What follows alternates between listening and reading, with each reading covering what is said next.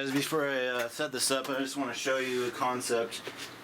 This is definitely not a portable cooker. I mean, it is in a way. So I found this bag at Goodwill, and then you could do something like this. So if you're gonna set up for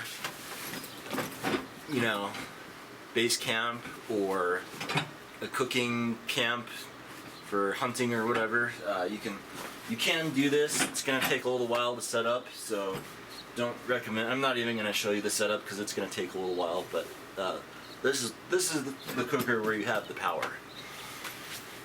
Okay, I haven't really done this before, so I'm gonna time it anyways, though, just for your sake. Need that instruction book. Got the main frame set up in about 6 minutes here. So yeah, not too bad.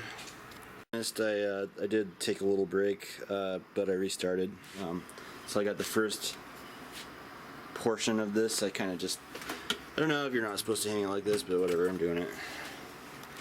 Okay, it's been 24 minutes, and I've got the dish assembly done, so let's go ahead and put it on.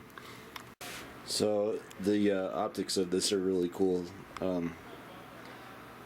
If you look at it's magnifying the tray so much, it's just super weird. Whoa, big hand. I don't know if you can really appreciate how big my hand looks right there. At this point it tells me to put the steaks in, but yeah, I'm not putting steaks in. I think we'll probably be alright.